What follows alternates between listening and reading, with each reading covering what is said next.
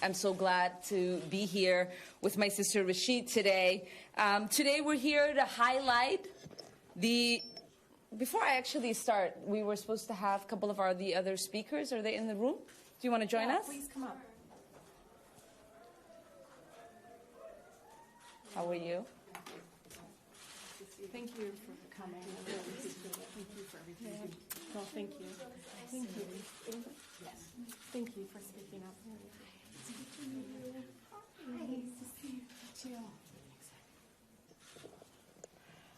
Well, wonderful. Today we're here to highlight the human cost of the occupation and travel restrictions on Palestinians and others. As many of you know, I had planned to travel to Israel and Palestine to hear from individuals on the ground about the conflict so that I could be more informed as a member of Congress and as a member on the Foreign Affairs Committee. Contrary to many media reports and the statements of the Israeli Prime Minister, I plan to meet directly with members of the Knesset and Israeli security, along with Palestinian civil society groups, former IDF soldiers, Israel, Palestine, and international organizations, and United Nations officials. Leading up to the trip, I met with constituents holding a wide range of views on the conflict. All the activities on my trip had been done by members of Congress in the past, including a nearly identical trip a few years ago led by the very same Palestinian organization leading this trip. In addition to me and Rashida going on the trip, we were going to be joined by Stacy Plaskett from the Virgin Islands. The decision to ban me and my colleagues, the first two Muslim American women elected to Congress, is nothing less than an attempt by an ally of the United States to suppress our ability to do our jobs as elected officials. But this is not just about me. Netanyahu's decision to deny us entry might be unprecedented for members of Congress, but it is the policy of his government when it comes to Palestinians. This is the policy of his government when it comes to anyone who holds views that threaten the occupation, a policy that has been edged on and supported by Trump's administration. That's because the only way to preserve unjust policy is to suppress people's freedom of expression, freedom of association, and freedom of movement. My colleague and I are not the only ones who are being denied the right to see for ourselves the reality on the ground on the West Bank. The Netanyahu government, for example, is currently trying to deport Omar Shakir, a human rights worker with Human Rights Watch, because he has reported on human rights conditions in the West Bank and Gaza. Last year, the Netanyahu government refused entry to American citizen Catherine Frank and my friend Vince Warren, who had arrived on a human rights mission. All of these actions have do nothing to bring us closer to peace. In fact, they do the opposite. They maintain the occupation and prevent a solution to the conflict. Fortunately, we in the United States have a constructive role to play. We give Israel more than $3 million in aid every year. This is predicated on their being an important ally in the region and the only democracy in the Middle East. But denying visit to duly elected members of Congress is not consistent with being an ally, and denying millions of people freedom of movement or expression or self-determination is not consistent with being a democracy. We must be asking, as Israel's ally, the Netanyahu government stop the expansion of settlements on Palestinian land and ensure full rights for Palestinians if we are to give them aid. These are not just my views. These are the views held by the range of experts, peace advocates on this issue. We know Donald Trump would love nothing more than to use this issue to pit Muslims and Jewish Americans against each other. The Muslim community and the Jewish community are being othered and made into the boogeyman by this administration. But as we will hear today, people of all different faiths are coming together to speak up against the status quo in the region. I'm grateful for the solidarity shown by so many of my colleagues in Congress. I understand and appreciate the calls for members to avoid traveling to Israel until Rashida and I are allowed to go without condition. But it is my belief that as legislators, we have an obligation to see the reality there for ourselves. We have a responsibility to conduct oversight over our government's foreign policy and what happens with the millions of dollars we send in aid.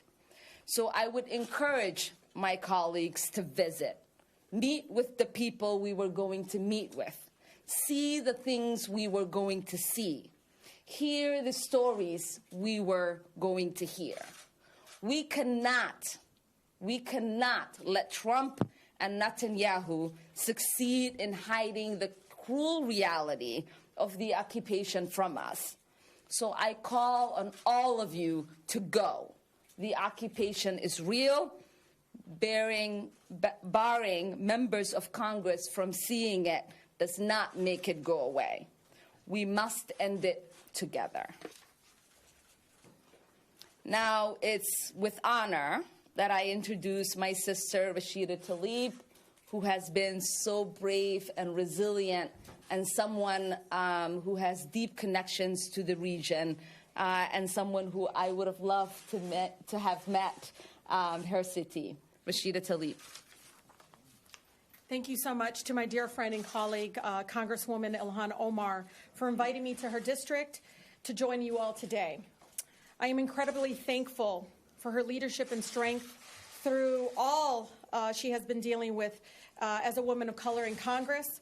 I don't know how she does it sometimes, but the outpouring of support we have received from our constituents and supporters across the country shows us how important it is to keep fighting for justice. Today, Reps Omar and Plascat and I were supposed to be on a congressional trip and delegation to the Palestine and Israel. And such delegations are common occurrence for members of Congress. Earlier this month, in fact, 71 other members of Congress traveled to Israel, seemingly without incident.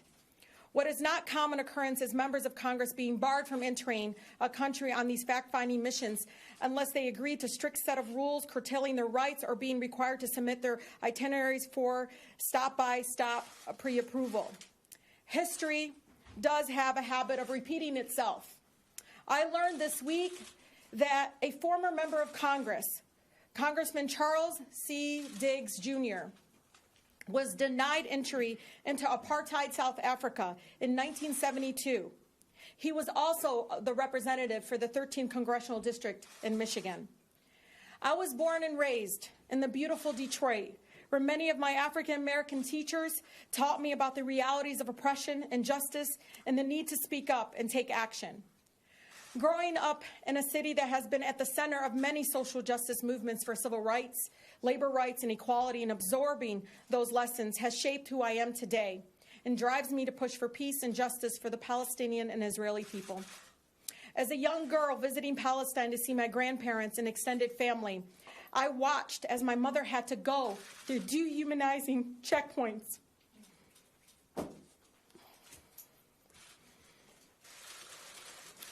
Even though she was a United States citizen and proud American, I was there when my city was in a terrible car accident, and my cousins and I cried so she could have access to the best hospitals, which were in Jerusalem. I remember shaking with fear when checkpoints appeared in the small village of Bet Or el-Foka, tanks and guns everywhere. I remember visiting East Jerusalem with my then husband, and him escorted off the bus, although he was a United States citizen, just so security forces could harass him. All I can do as my city's granddaughter, as the granddaughter of a woman who lives in occupied territory, is to elevate her voice by exposing the truth the only way I know how. As my Detroit public schools teachers taught me, by humanizing the pain of oppression. Our delegation trip included meetings with Israeli veterans who were forced to participate in military occupation. They also desperately want peace and self-determination for their Palestinian neighbors. They could have shed light into injustices of raids, shootings, demolitions, and child detention. The delegation would have seen firsthand why walls are destructive, not productive.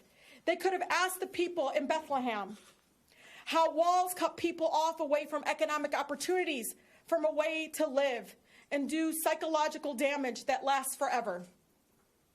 All I can do as her granddaughter is help humanize her and the Palestinian people's plight. I know that when we can finally see them as deserving of human dignity, everyone who lives there will be able to live in peace. It is unfortunate that Prime Minister Netanyahu has apparently taken a page out of Trump's book, and even direction from Trump to deny this opportunity. And yes, while folks are shocked that this happened to us, but today we will hear from folks who will help show the reality for many who have been barred from going into Israel, not to be even able to reach the Palestinian people. They are fellow Americans who cannot visit their families or their loved ones. They should be all of us should be deeply disturbed. All of us Americans should be deeply disturbed. And with that, I then thank you so much to my colleague, Congresswoman Ilhan Omar, for helping humanize the Palestinian people. Thank you, Rashida. Next, we will hear from Lana Barkawi, Palestinian American and a Minnesota resident who has never been able to return to her family's homeland of Palestine. Thank you, Ilhan. Hello. Thank you to Representatives Ilhan Omar and Rashida Tlaib for inviting me to speak today. I was asked to share some of my personal story. I'm Lana Barkawi. I'm the daughter of Palestinian immigrants to this country. I live in Minneapolis with my husband and my 2 children, and although I am Palestinian, I have never been able to visit Palestine. My story is like that of so many people who live in the diaspora caused by the occupation of Palestine by Israel. Palestine is a home I have never seen, and one that I long to see. About 25 years ago, I was a college student visiting family in Jordan with my mother, father, and sisters. We were considering taking a side trip to visit the occupied West Bank, a visit that would include seeing for the first time my father's family's village called Burqa, a small town near the city of Nablus. Burqa, it's the word at the heart of my last name, Barkawi. We are the people of Burqa. Incidentally, this is such a common Palestinian thing that no matter how long your family has been living in exile, your Palestinian identity is strong. Other Palestinians you meet will want to know, what town is your family from? Are you able to visit?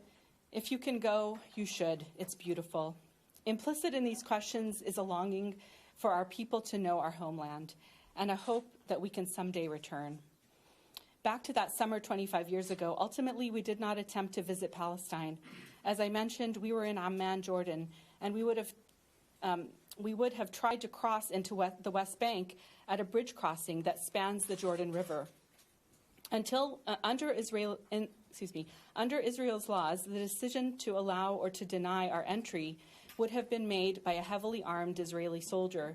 We would have been at their mercy, making ourselves vulnerable to the occupying state of Israel. Ultimately, we did not attempt to visit. And I have to say I was quite disappointed at the time. I was a college student, reckoning with my identity, trying to reconcile everything I knew about my loving family and our close-knit community of Palestinian and other Arab friends in the United States.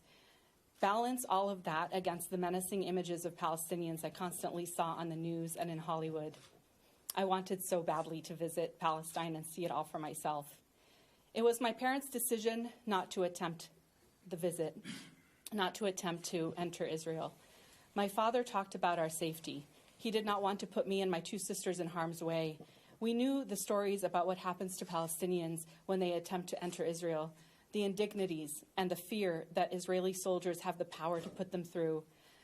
Since that summer, I have come to understand that decision of my parents in a deeper way, that beyond the truth of their concern for our safety, there was a more fundamental truth. My father could not bring himself to be in a position where an Israeli soldier is a person in control of his entry into his homeland. There is an enduring trauma that he and my mother live. They live in exile from Palestine, from Burqa, and from my mother's family's ancestral home in Jaffa. And to have the decision of our entry in the hands of an Israeli soldier was too great a psychic anguish to bear. This pales, of course, in comparison to the brutal life under occupation that millions of Palestinians face on a daily basis. Representative Omar is my Congresswoman, and I am indebted to her and to Representative Tlaib for having the courage to bring the cruel and racist occupation of Palestine by Israel into the national conversation. The dispossession and displacement of Palestinians is a human rights issue. It's an issue of injustice, of justice.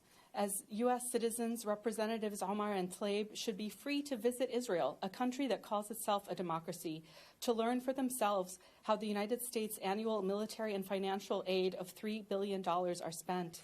They should be free to defend U.S. citizens' rights to financially resist Israeli policies by participating in the peaceful boycott, divestment, and sanctions movement, a movement inspired by the effective campaign that dismantled the apartheid system in South Africa a few decades ago. Representative Tlaib should be free to visit her elderly grandmother, her Siti. For Israel to deny a family visit or to make it conditional is truly inhumane. Traveling, learning, resisting, visiting family, these are freedoms that we think we have as citizens of the United States, freedoms that should be upheld by our democracy and by that of Israel if it were the true democracy it claims to be. In my day-to-day life, I have the privilege to work with Arab and other Southwest Asian and North African artists, poets, and filmmakers, making space for their necessary work in a culture that is preoccupied with marginalizing and silencing our community. I'd like to end by reading a poem by the Palestinian-American poet Lina Tufaha. Upon arrival, you will need to state the reason for your visit.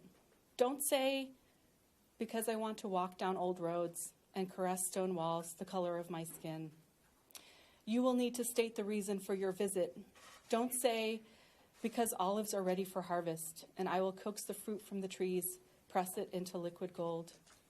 You will need to state the reason for your visit. Don't say, because my parents' house still sits empty on a bluff overlooking the sea, the green shutters my grandfather had just painted remain sealed shut, and the army listed the property's owners as absentees. You will need to state the reason for your visit. Don't say, because I am carrying prayers in my suitcase for a people who wait, and I'll unfold them, embroidered linens of verse, and spread them out across the land. Thank you.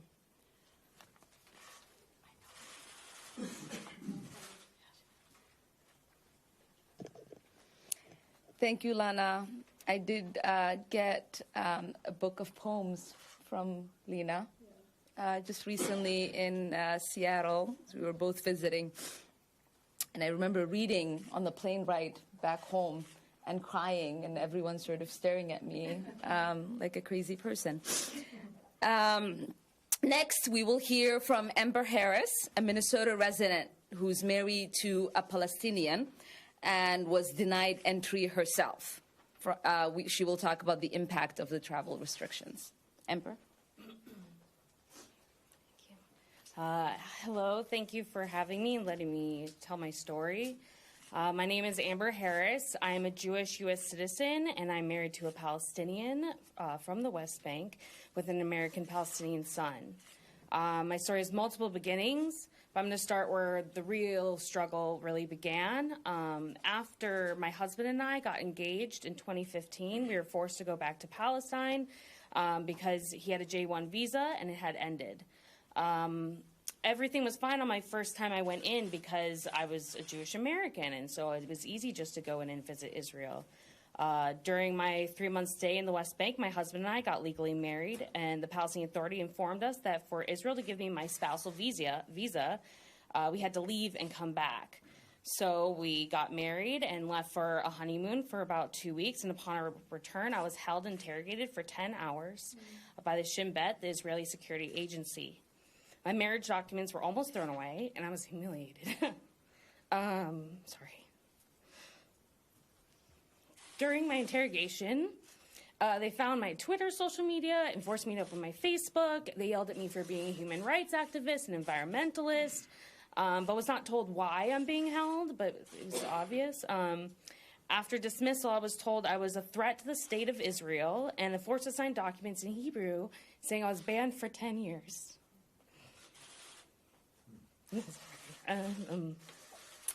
Because my husband was not allowed to come with me back to the U.S. because of visa stuff, he couldn't get a visa. I was forced to say immediately goodbye to him, turn around at the border, and go back to the U.S., not knowing when I'd see him again.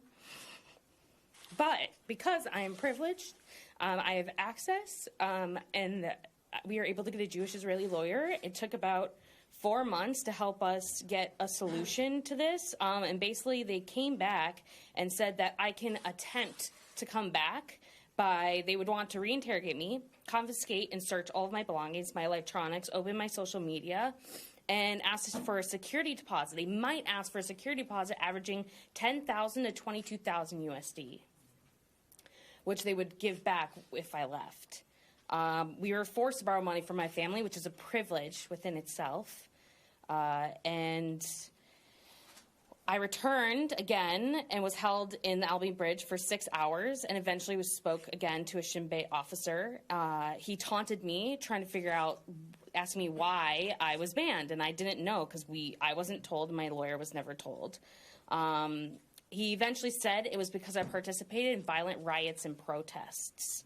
I was confused and trying to figure out where he was coming from, but he shushed me and told me that I'm going to be allowed into the West Bank this time, but I'm under surveillance, and I believe them. So I was allowed, but I was not allowed into Israeli proper. I was only allowed into West Bank, so it was West Bank only visa. And the only conclusion I can come up with all of this is that they were punishing me for my activities in the protests of Ferguson, Missouri. I was punished for the freedom of speech in my own country. And since then, I have faced hurdles and restrictions in entering the West Bank and getting my visa. And I want to make this clear that my story is not unique. Representative Rep Omar, Rep Tlaib, Lana's story, and so many were not unique. Mine ends in a positive note because of my privilege as a Jewish white American. But these restrictions touch everyone.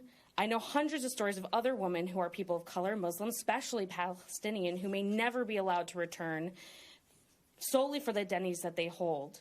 Israel is denying U.S. citizens for their race, religious beliefs, ethnicity, and ultimately for their political activity within the U.S. The time is now for us all to stand up as Americans for our fellow citizens being denied basic human international rights based on freedoms that exist within our country. I want to thank Rep Omar and Tlaib for giving us this opportunity, for speaking out and being strong, because it's people like them and actions like these that make a future that my Palestinian son can return and will always have a home to return to. And thank you for letting me tell my story.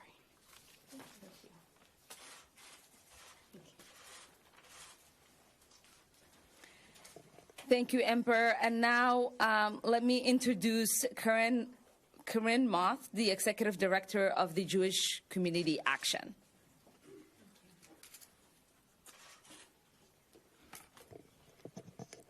Thank you. My name is Karen Moratz, and I'm the Executive Director of Jewish Community Action. We organize Jews statewide here in Minnesota for racial and economic justice. As Jews around the country in places like Michigan and New York and South Carolina are organizing alongside other communities for immigrant rights, for criminal justice reform, for access to health care and affordable housing, right here as Americans, we recognize that our identities have been weaponized to other us, to divide us from our likeliest allies, and to weaken our collective movements for justice. We recognize and resist the way that our community's values and diversity have been flattened and erased by a president and administration who seek only to use us as pawns in attacks against his political opponents. Our community has been used as a tool by those pretending to be concerned with our safety to undermine the solidarity that we know is needed in order to achieve justice. And we recognize and resist the way that the same has been done to our Muslim neighbors, and we stand with them and against the Islamophobia and racism that's being wielded against them. Our oppression and our resistance are both intertwined. We have been pitted against each other, our communities targeted, and our identities weaponized by those who have never stood with us. We have been dehumanized in service of a white nationalist agenda, and our greatest power in resisting that is in our solidarity. The President and this administration have engaged in a calculated campaign to label us all as something other than Americans, tribal above all else, to define our identities for us and to pigeonhole us, to tell us what issues we care about, and to tell us who our enemies are. While defending the actions of neo-Nazis, while running ads and raising money with anti-Semitic language, while lifting up the leadership of members of Congress who actively target us, they want to co-opt our freedom, define our oppression, and then use it to turn us against each other. But we will not turn away from one another. We will stand together, not just for our own safety and survival, but in pursuit of justice and peace everywhere. Thank you. Thank you, Corinne. And lastly, we will hear from Rosa DeRucker from the If Not Now movement. Rosa. Thank you so much.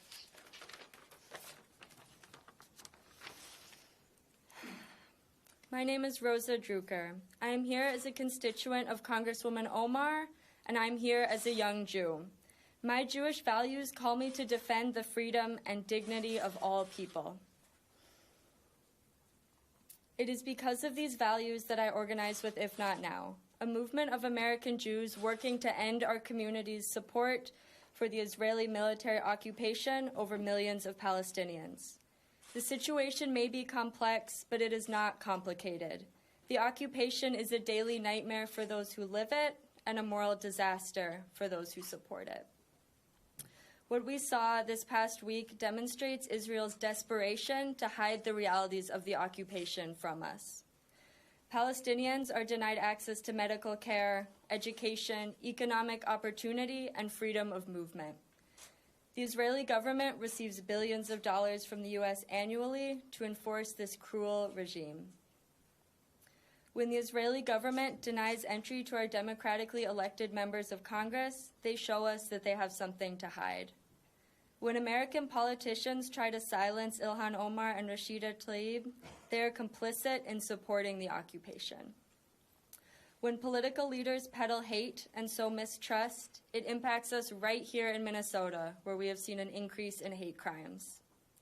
When the political right tells Jews to fear progressive leaders like Ilhan Omar and Rashida Tlaib, they are weaponizing anti-Semitism for their own gain. I refuse to let my Jewish identity be used as a tool to incite Islamophobia.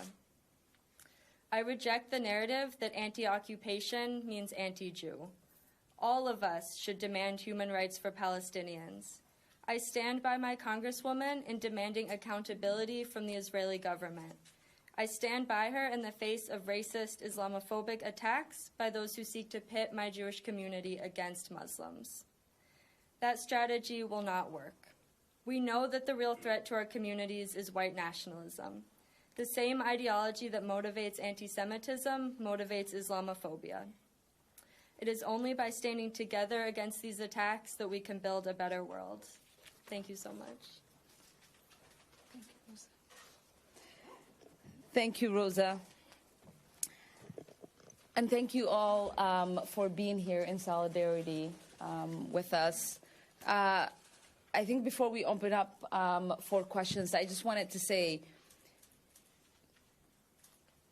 what often gets lost in this conversation is the fact that our work in uplifting all marginalized voices is historically documented. And, you know, there isn't really anyone here that we have not done work with. And Rashida talks about the beautiful Detroit community that she represents. The beautiful blackest city, but I also represent Minneapolis, the heart of every progressive movement. And we did start the labor rights movement. I just want you to know. We died for the labor rights movement. Right. That's right. I'm just saying. And so it is just such an honor to be not serving with you only because we are the first two Muslim women to serve, but because we also represent people who understand and value this particular fight we are waging on behalf of all of oppressed people around the world. So we'll take a few questions. We have to get to a town hall in a little bit, so. Representative Omar, what's the reaction from your district? In particular, you do represent a number of synagogues, too. The reaction in my district has been an overwhelming outcry and condemnation of the particular action that's been taken by the Netanyahu administration and the urging of our president. I mean, people really are appalled in many ways. People feel like when you are a United States citizen, forget the fact that we are members of Congress. When you are the United States citizen, that your president, your ambassadors, your State Department works on your behalf. They defend you and fight for your right to freedom of speech, to freedom of movement, and to have an administration and a president and an ambassador that is not doing that puts fear in many people's hearts. They can't trust if they found themselves abroad or were thinking, someone was refusing them a visa, that their country would fight for them. Rashida earlier talked about Congressman Diggs, who was denied a visa to enter a then apartheid South Africa. The United States government, our ambassador, our State Department, our president fought to make sure that he got that visa, and he did go. And so for us, this isn't, right? Everything is beyond us, and there are a lot of people who currently feel like what is taking place is going to have a larger impact on them. You've heard from Jewish members of my constituency. We had a really wonderful meeting before I took my trip to get an insight of what kind of questions they wanted me to ask, what they were interested in me learning, and how they wanted a check back in to happen after I'd returned. And we've heard from, almost every single Jewish organization here in my district who've issued statements. Many of the Jewish leaders in my district and in Rashida's as well have been raising their voices. Many of our Jewish colleagues in Congress have reached out and have issued a statement in condemnation. This is not This is not an issue where there are some people who agree with this action that's being taken. Everyone understands, as duly elected members of Congress who do appropriation, who are taking a vote in regards to what our foreign policy looks like in that region, that we should have access to see it for ourselves. And many of my colleagues and constituents from the first day I got elected have been urging me to go see things for myself, to reserve judgment until I did. And this is what we were embarking on, and we don't get to have that opportunity at the moment. For both of you, there's been a lot of conversation about the group that you guys were going over there with. Can you two both address the idea there was some people who were upset about the group that you decided to travel over there with? Yeah, that's a really good question. We had our colleagues that are senior members, some of them have served multiple terms, actually told us about the organization, and because we asked, we're not the ones who chose the organization, a U.S. foundation, a U.S.-based sponsor organization chose it. But I was told by a number, I think there was 5 members of Congress that actually just in went on a 2016 trip that was sponsored by the same organization. So we're also taken aback and learned from everybody else that there were some issues regarding it. But again, I think especially Ilhan Omar and I are extremely careful in vetting, because there is a close eye in policing of our actions that is so much more weighted on us than any other members. And so we're very careful. But when, members from the Congressional Progressive Caucus that both she and I are extremely active in have gone to a similar trip, almost similar agenda, we're as taken aback as you are that people are now questioning that. Yeah. I think these are just distractions into the fact that this had nothing to do really with the agenda or these other issues, because members of Congress have many of these organizations, including Breaking the Silence, Amnesty International, a number of these organizations, ANIRA. These are all incredibly great international organizations, both run by Israelis and Palestinians together, that were both meeting with us. I think the focus is hiding of the truth and hiding that the occupation is happening, and they knew us setting foot there would basically bring attention to something that many of us feel is very much against international human rights. Representative Tlaib, you signed a letter agreeing to abide by Israeli restrictions if they allowed you to see your grandmother. After they approved that request, why did you change your position? I spoke to my family, and I think my grandmother said it beautifully when she said, "I'm her asfur." Asfur in Arabic means her bird. And she said, "I'm her dream manifested. I am her free bird. So why would I come back and be caged and bow down when my election rose her head up high, gave her dignity for the first time?" And so through tears at 3 o'clock in the morning, we all decided as a family that I could not go until I was a free American United States Congresswoman, coming there not only to see my grandmother, but to talk to Palestinian and Israeli organizations that believed that my grandmother deserved human dignity as much as anyone else does. So it is something that I struggled with, and I talked to Sister Ilhan Omar a little bit about it. There's a piece of you that gets broken, especially when I grew up here. And I grew up in the most beautiful, blackest city in the country, where you don't let anybody tell you you're less than or humiliate you solely based on your faith or your ethnicity. And as a United States Congresswoman, I could not do that to my grandmother. What I tell Rashida all the time is that you don't ever allow people to enjoy your tears. She says, "Stop giving your tears." I say that all the time. There are so many people invested in our pain, in our struggle, in seeing us broken. Seeing us bow down. And the one thing that is important to me more than anything as we fight for the most marginalized people is that we have our internal liberation carry us to external liberation.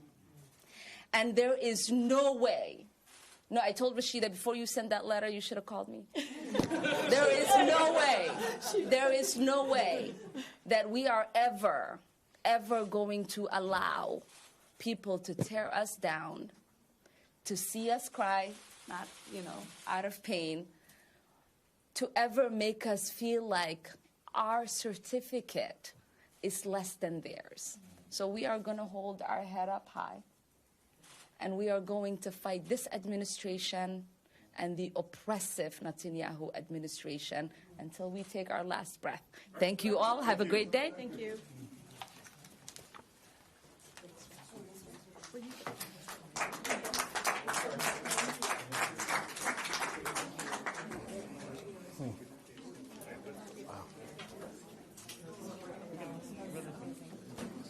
I've been to a lot of these, and that was pretty good.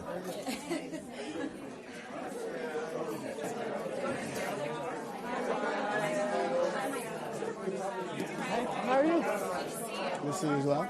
I saw this earlier. I was like, this. I wanted to see that the last time. This is brand new. I'm 6 weeks away. Wow, how do you feel? Congratulations. I didn't like the last time. I didn't This wasn't here, right? When was the last time you were here? I almost feel like it's winter. It wasn't. Oh, You weren't showing for sure. I was like, so I was like, I love her. it was sooner than that. You weren't here for that. No, I haven't been here for a while. Well, oh, no, you're fine. You're fine. I gotta get out of here anyway. Oh yeah, no doubt. I'm sorry. We're good. I will when.